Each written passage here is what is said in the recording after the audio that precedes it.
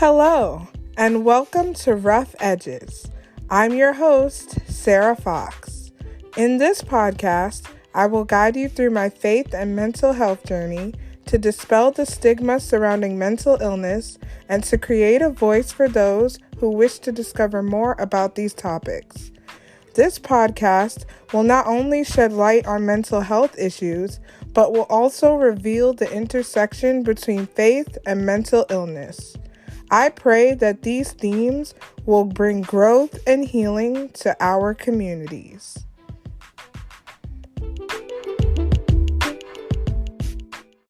Hello everyone, and welcome back to another episode of Rough Edges. This season, we're talking all about relationships and mental health. And today, I am joined by special guest Michelle Reittinger. Having been diagnosed with bipolar in 1998, Michelle spent the next 12 years on a roller coaster of manic and depressive episodes with therapists, doctors, psychotropic meds, hospitalizations, and suicide attempts. She was at her wit's end and felt humiliated, hopeless, and lost. In particular, she was devastated by the toll it took on her family, her husband, and small children. Finally, she and her psychiatrist found a solution that became a turning point in her story. She began the process of developing an integrated method for understanding this devastating disorder and successfully treating it. Michelle is all about learning how to accept responsibility for yourself and overcoming the victimhood mentality that so often accompanies bipolar disorder. She teaches women how to be proactive in the treatment and care of themselves and their disorder so that they can be fully present for their partners and children and live happy, fulfilling lives. Thank you for joining me, Michelle. Welcome. Thank you so much for having me. I'm so happy to be here.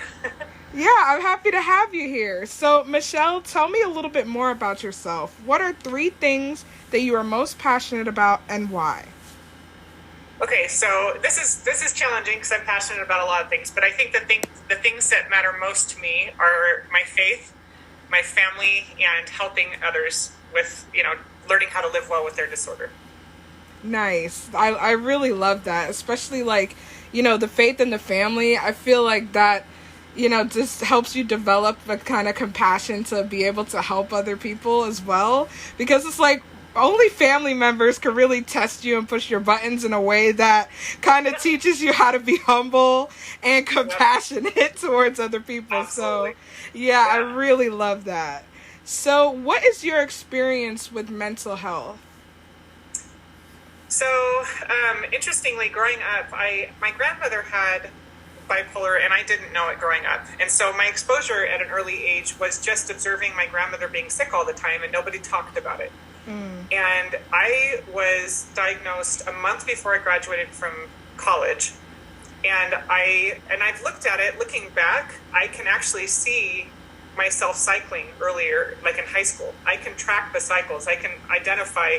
And I thought the reason I looked back at that is I had developed this idea that it was a moral failing on my part. I would buy self-help books all the time.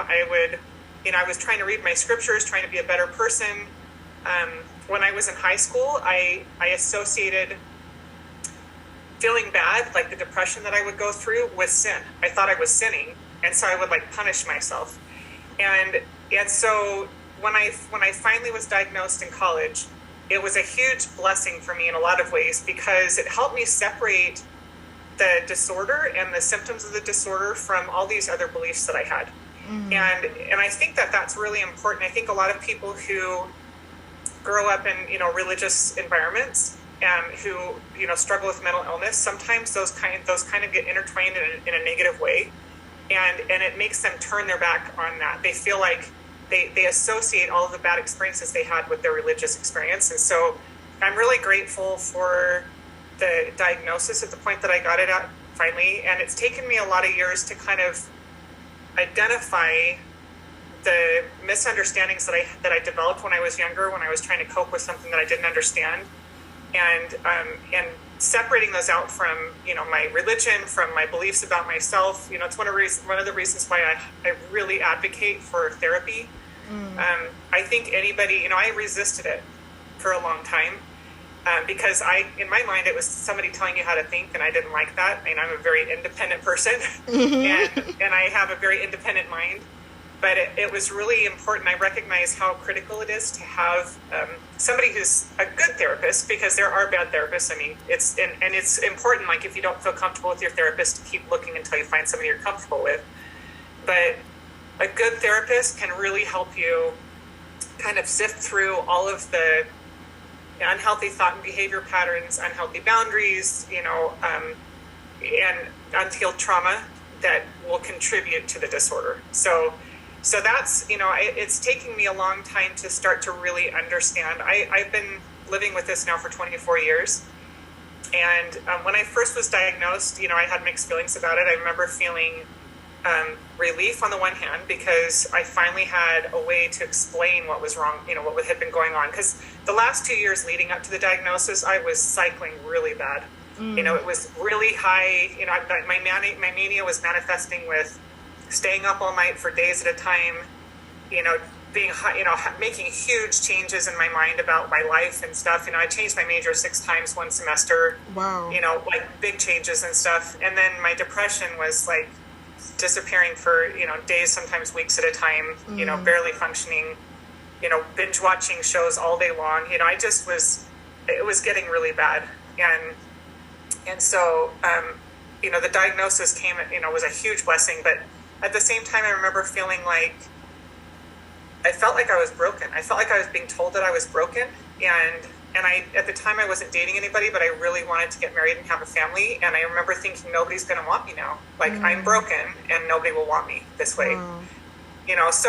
So it's been a blessing over the years to start to understand what mental illness really is, and to recognize that it's not moral failing. I didn't do this to myself. This isn't, and to learn how to identify what the things that are symptoms, rather than, like binge watching shows is actually a symptom. It's not, I thought I was addicted to television, and I actually went to an addiction recovery class, thinking I've got an addiction and I need to, do this. Wow. And so, so understanding this is a symptom and I need to identify it as a symptom and treat it that way. So, yeah, so it's been a discovery process, and that's one of the reasons why I'm so vocal, and one of the reasons why I like shows like yours, because I feel like a lot of the stuff that we see in the media representing mental illness is really an unhealthy representation, and it makes us afraid of mental illness, and it makes people, like when I was growing up, the only times you heard about people that were had bipolar disorder, there were people that are shooting up, schools, or, on shows, they're represented really like crazy people, like, totally unhinged crazy people, and so then when you see that and then you get a diagnosis, you're like, well, I'm not like that, but you think maybe I am, maybe I'm a crazy person and nobody's gonna feel safe around me, so yeah, so I feel like it's really important to talk about, what mental illness is, and destigmatize it, and help people find healthy treatment for it so that they can learn how to live well. There's no cure for it, but that doesn't mean you have to suffer with it, all the time. Right. Wow. I love that, especially like the idea of just having a diagnosis, because when I first got diagnosed, I really related to what you said about feeling broken, like feeling like there was something deeply wrong with me. And it was so interesting how you were able to go back and see the times that you were actually cycling and stuff, because I did the same thing. I was like, oh man, like, yeah, there were moments where I looked back on my life and I was like, I was pretty manic then. But yeah, I really appreciate the fact that you just like took the diagnosis, and over time you learned to just see it as gaining more information about what's going on, instead of allowing it to define you and to, alter your personality. Because in the end, it's like a diagnosis is just additional information on the situation. It's not like a defining feature of your character. So I really appreciate that. And also what you said about like the destigmatization of like mental illness as a whole, because a lot of the times we hear mental illness and we think of like, oh, this is the worst possible thing in the world, and it's is something that needs to be, not talked about, not explored. And we kind of just put like a label on it, and we just say, okay, that person is mentally ill, but we can't, we got to treat them differently. Like, no, there are, people who are out there, killing it, functioning, and, doing what they need to do, and they have a mental illness, but that doesn't mean they're any less of a person. So I really appreciate that. Yeah, one of the things that really helped me at one point, I think it was probably about 5 or 6 years into my diagnosis, I remember the doctor, and it was pretty early with my treatment with him, and one day, I was really struggling with it. I went through periods of time where I would feel really angry about my disorder. There were times when I would think, well, maybe I don't have this, and denial, a lot of denial. But this doctor compared having bipolar to having type 1 diabetes. Mm-hmm. And he said, would you be embarrassed or ashamed of having type 1 diabetes? I'm like, well, no, because that's like a real problem. In my mind, that's a normal kind of medical problem. And he said, this is no different. He said, in type 1 diabetes, your body is not able to regulate your blood sugar because it's missing something that your body needs. And so you have to give it, and he said it takes time for them to learn how to manage it. But you can get to a point where you can live a healthy life with, right. With your diabetes. And that really helped me. Something clicked in my brain because I could understand diabetes and I could relate to that, and that made sense to me. And so then understanding that my brain is missing something to be balanced helped me understand what I was struggling with better and see it as a real disorder that is valid, and that the things that I'm struggling with, I think part of the problem with mental health issues is that they manifest with emotions and behavior. And other people see it from the outside, and they're like, control yourself, like right. Get yourself, just if you're feeling bad, we'll just feel better, like what's the matter with you? And it's really hard sometimes for people on the outside who don't experience those things themselves to really understand what you're going through. Mm-hmm. And so I think that's one of the reasons why I advocate for people accepting that they have the disorder, and then taking responsibility for learning how to manage it effectively, because it's on you. Like, do you want to live with this in a healthy way, or do you want to just suffer? It's hard either way, but the hard that leads to healing leads to an easier life, leads to a better right. life, healthier relationships, and so it's worth the effort that it takes to live well with it, because you have a happier life as a result. Yeah, I agree. That's very important, because you have to make the distinction between, like, am I just going to sit with this? Like, what are you going to do with it, So that's a very good distinction. So this season is all about, like, relationships and mental illness and mental health. And so you really pride yourself on being a mother.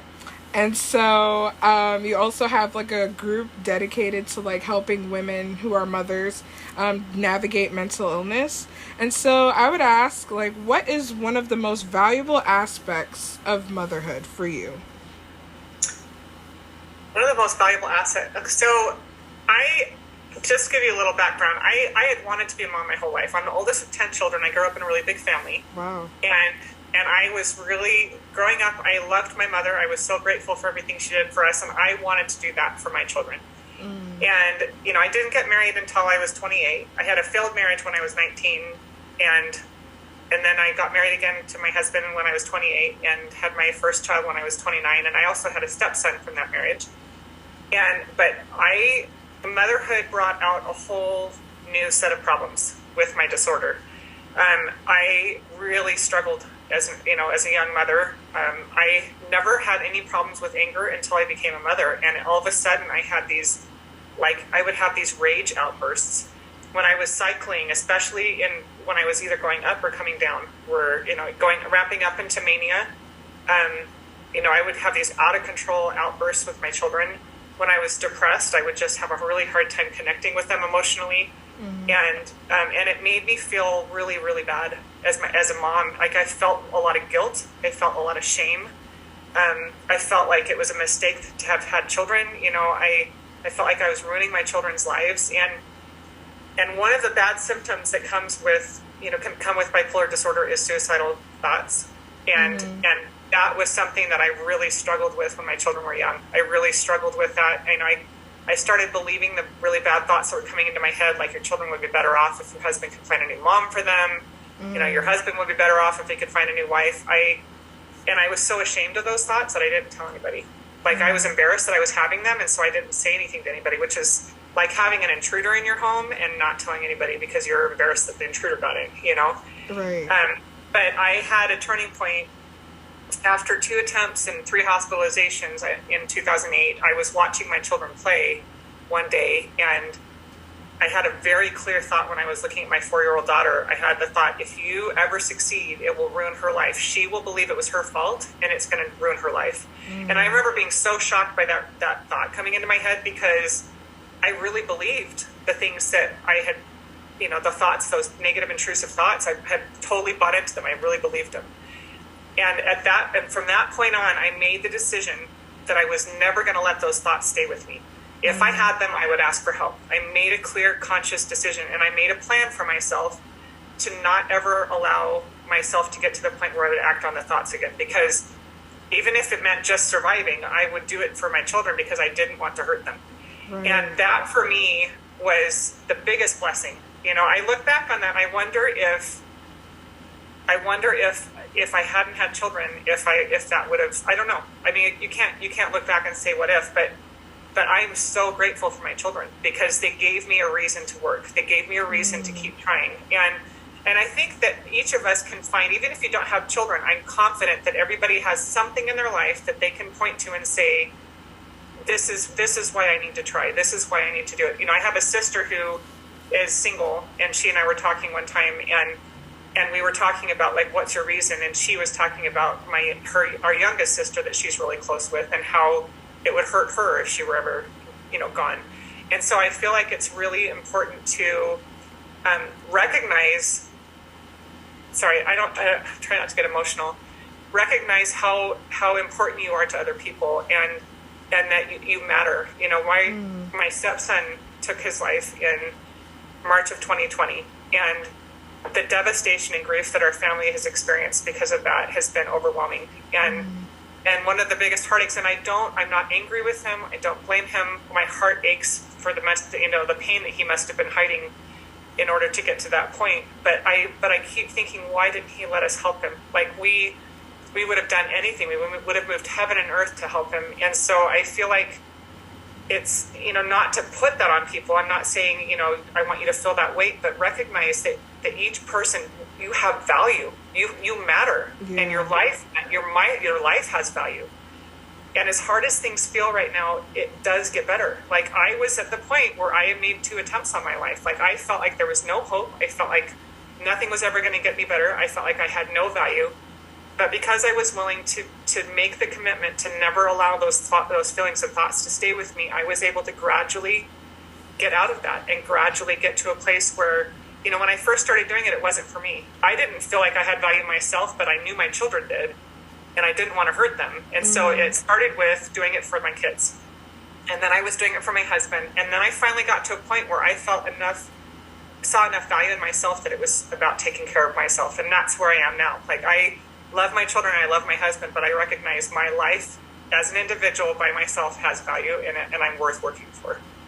Wow. That is just incredible. Like, the fact that you just held on to hope in those moments, because honestly, I've had moments as well where I thought suicidal thoughts, and it's just, in the moment when you're thinking about those things, it can just feel like such a heavy weight on you that it's just like hard to breathe, and you just think, well, yeah, maybe people would be better off without me. But then, you think about, for me, it's my mom and my sister. Like, they're the reasons why I keep pushing and I keep trying, because at the end of the day, it's like, I don't want to hurt them in that way.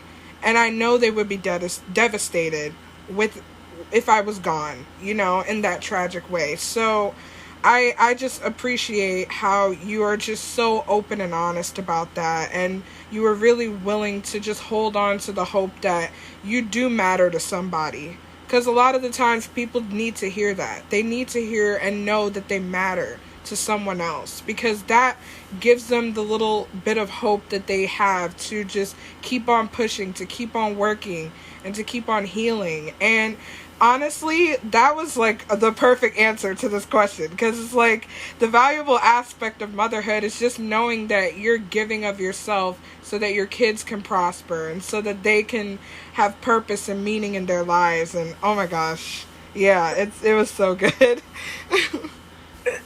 Well, and we're starting to reach milestones now with my kids that are big ones. Like my daughter just graduated from high school and she's about to go off to college. And Nice. I cried at her graduation with gratitude. I remember at graduation just being filled with gratitude that I was there for, that I was here to experience it, and I was aware because she saved my life. The thought of what would happen to her was what gave me the desire to keep trying. Because it is hard. It's not an easy thing living with this disorder. There are times when you wake up, you're like, I just don't want to do this anymore, man. Right. But it is worth the effort, and being there for my, seeing my son's been trying out for, having volleyball tryouts, and my husband was like, oh, you have to go to that again. I'm like, I'm so happy that I can do that again. Like, I'm grateful to be here, and I'm happy to take him to his volleyball. We don't have a very long time with our children. 18 years actually goes by in a flash, and so, yeah. Wow, that's really good. So how do you, because I know it's difficult to, balance having a mental illness and being a mom. There are just so many, factors and complexities that come with both of those things. So how do you find a balance between being a mother and dealing with bipolar disorder? So over the years, I developed this thing. I called it a mental health emergency response plan, and it wasn't something that I came up with one day. It was something that developed over time, and then I kind of recognized it for what it was. And it is a plan that I came up with to learn how to manage more effectively my mood swings. And I've gotten to a point where I don't have a lot of mood swings anymore. I only really get manic, really manic when we move, and hopefully we're not doing that again for a while. But in depressive episodes, I'll have maybe one bad one a year. But even then, I'm still able to function. And the reason is because I have come up with a plan that helps me to identify. So there's 4 pieces to the plan. The first part is identifying who my team is, my emergency response team. And it's, that includes the medical professionals, my therapist, my husband. And it's this piece here is really important if you have any kind of a committed relationship, or, if you're living with a family member or something, because it's really hard for them to know what their role is in your care and what their role is and it can do a lot of damage to relationships when there's not clear boundaries set. And so this identifying this your team and what each person's role is helps set clear boundaries, so that there is something, for my husband, he knows what his role is. He knows what he needs to do when I'm struggling, in a mood swing. But he also knows the things that he doesn't need to worry about. He's like, this is not my job. This is not my party. She's in charge of this part. And so that's the first piece, is identifying your team and what the clear roles are for everybody in that, team. And then identifying your early warning system.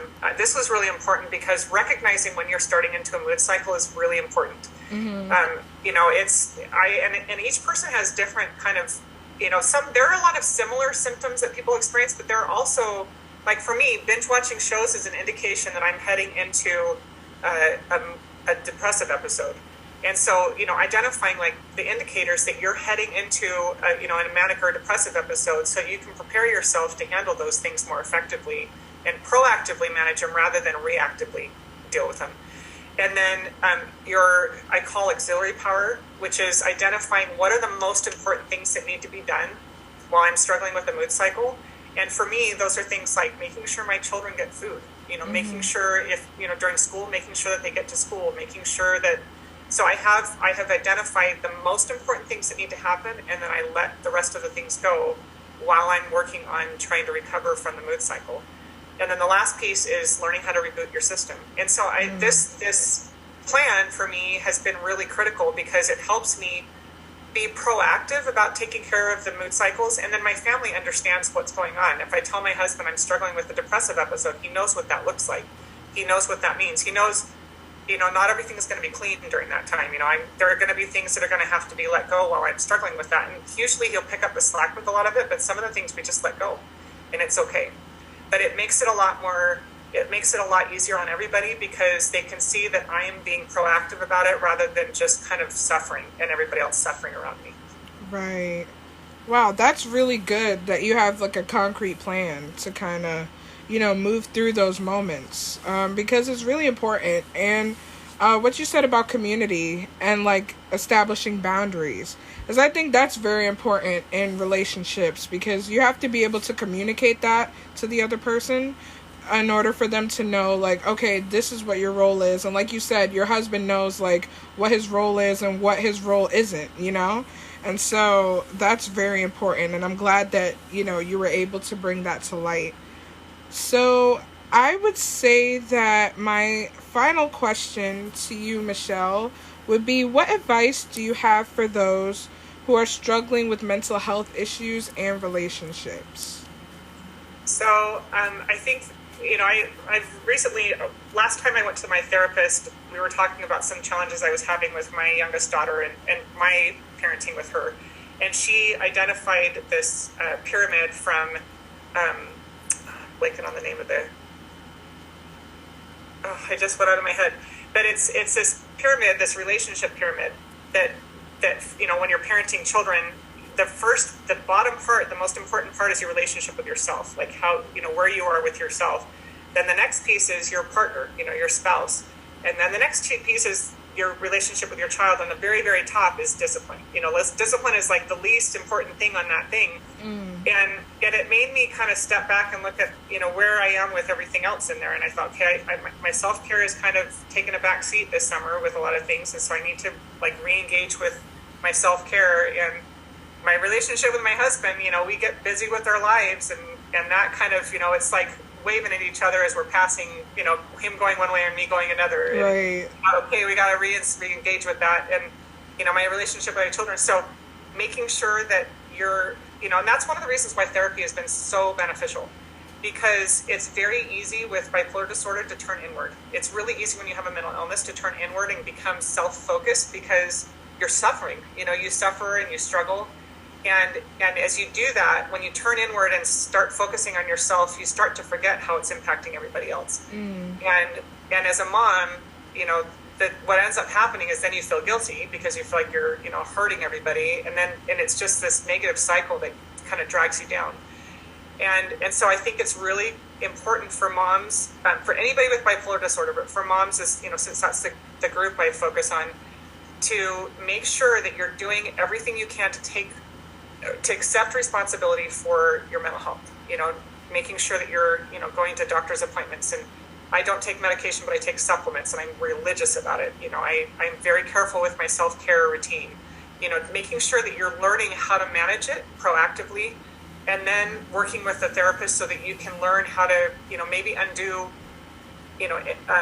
challenging, all of us have issues from our upbringing because no parent is perfect, right? And so unlearning things that are unhealthy, learning how to be a more healthy parent, learning how to interact with your children in a healthy way. That's been really important. And I'm grateful for good therapists because, I was able to take my children, my older two children that I felt like I was worried about how, me being super sick when they were younger might affect them. And so I was able to take them to see a therapist just to make sure that they were introduced to therapy, that they knew that it was a good tool to use so that if they needed to go back and undo any damage I might have done, that they knew that was an option for them. Nice. Well, thank you so much, Michelle, for joining me today. Absolutely. You were really profound and very insightful, so thank you so much for that. And guys, if you want to hear more empowering episodes on Rough Edges, you can tune in next week or follow on Instagram at rough.edges.podcast. Stay tuned for more.